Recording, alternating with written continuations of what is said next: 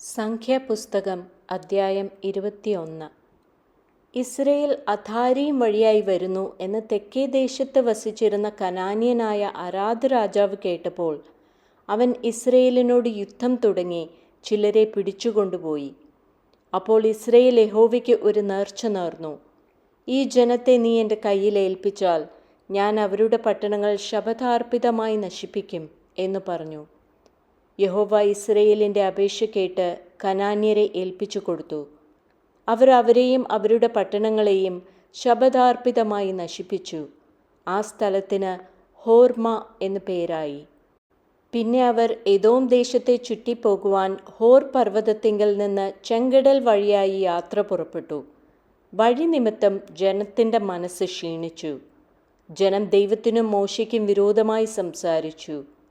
മരുഭൂമിയിൽ മരിക്കേണ്ടതിന് നിങ്ങൾ ഞങ്ങളെ മിസ്രയീം ദേശത്തു നിന്ന് കൊണ്ടുവന്നതെന്തിന്?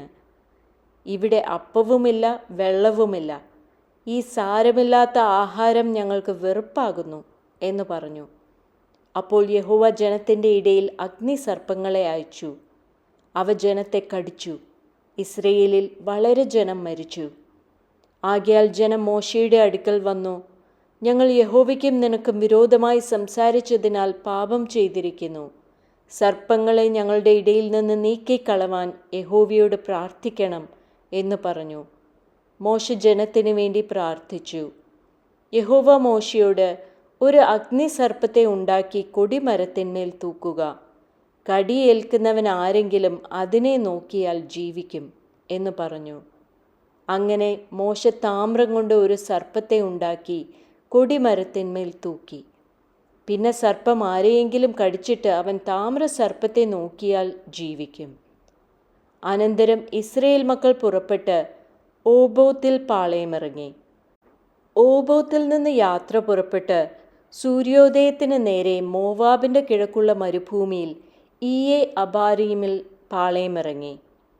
അവിടെ നിന്ന് പുറപ്പെട്ട് സാരേദ് താഴ്വരയിൽ പാളയമിറങ്ങി. അവിടെ നിന്ന് പുറപ്പെട്ട് അമോര്യരുടെ ദേശത്ത് നിന്ന് ഉത്ഭവിച്ച് മരുഭൂമിയിൽ കൂടി ഒഴുകുന്ന അർണോൻ തോട്ടിനക്കരെ പാളയമിറങ്ങി. അർണോൻ മോവാബിനും അമോര്യർക്കും മധ്യേ മോവാബിനുള്ള അതിരാകുന്നു. അതുകൊണ്ട് സൂഫയിലെ വാഹേബും അർണോൻ താഴ്വരകളും ആരിൻ്റെ നിവാസത്തോളം നീണ്ടു. മോവാബിൻ്റെ അതിരോട് ചാഞ്ഞിരിക്കുന്ന താഴ്വര ചരിവ് എന്നിങ്ങനെ യഹോവയുടെ യുദ്ധപുസ്തകത്തിൽ പറഞ്ഞിരിക്കുന്നു. അവിടെ നിന്ന് അവർ ബേരിലേക്ക് പോയി. യഹോവ മോശയോട്, ജനത്തെ ഒന്നിച്ചു കൂട്ടുക, ഞാൻ അവർക്ക് വെള്ളം കൊടുക്കുമെന്ന് കൽപ്പിച്ച കിണർ അതുതന്നെ. ആ സമയത്ത് ഇസ്രായേൽ, കിണറെ പൊങ്ങിവാ, അതിന് പാടുവിൻ, പ്രഭുക്കന്മാർ കുഴിച്ച കിണർ, ജനശ്രേഷ്ഠന്മാർ ചെങ്കോൽ കൊണ്ടും തങ്ങളുടെ ദണ്ഡുകൾ കൊണ്ടും കുത്തിയ കിണർ എന്നുള്ള പാട്ടുപാടി. പിന്നെ അവർ മരുഭൂമിയിൽ നിന്ന് മത്ഥാനയ്ക്കും മത്ഥാനയിൽ നിന്ന് നഹലിയേലിനും നഹലിയേലിൽ നിന്ന് ബോമോത്തിനും ബോമോത്തിൽ നിന്ന് മോവാബിൻ്റെ പ്രദേശത്തുള്ള താഴ്വരയിലേക്കും മരുഭൂമിക്കെതിരെയുള്ള പിസ്ഗാമുകളിലേക്കും യാത്ര ചെയ്തു. അവിടെ നിന്ന് ഇസ്രയേൽ അമോര്യരുടെ രാജാവായ സീഹോൻ്റെ അടുക്കൽ ദൂതന്മാരെ അയച്ചു. ഞാൻ നിന്റെ ദേശത്തു കൂടെ കടന്നു പോകുവാൻ അനുവദിക്കണമേ.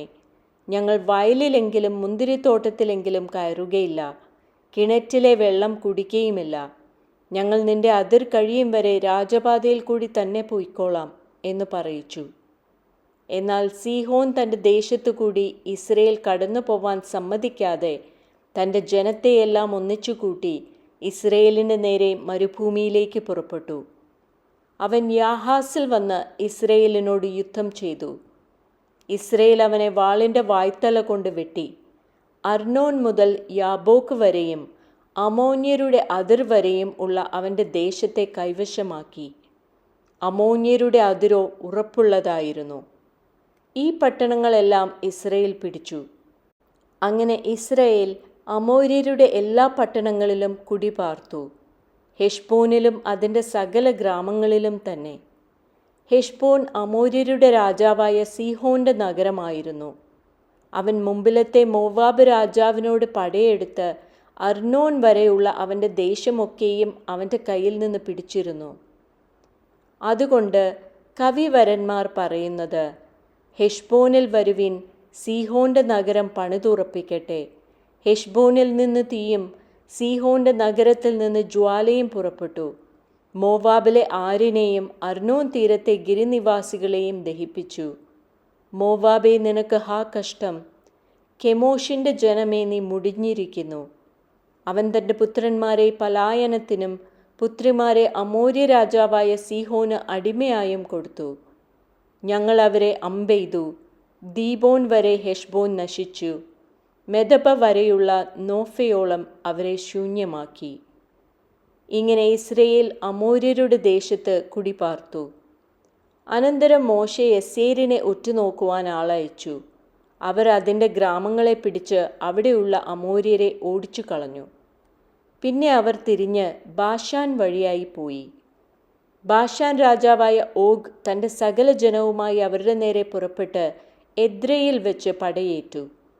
അപ്പോൾ യഹോവ മോശയോട്, അവനെ ഭയപ്പെടേണ്ട, അവനെയും അവൻ്റെ സകല ജനത്തെയും അവൻ്റെ ദേശത്തെയും ഞാൻ നിന്റെ കയ്യിൽ ഏൽപ്പിച്ചിരിക്കുന്നു.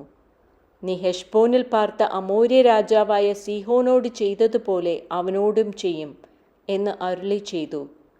അങ്ങനെ അവർ അവനെയും അവൻ്റെ പുത്രന്മാരെയും അവൻ്റെ സകല ജനത്തെയും ഒട്ടൊഴിയാതെ സംഹരിച്ചു. അവൻ്റെ ദേശത്തെ കൈവശമാക്കുകയും ചെയ്തു.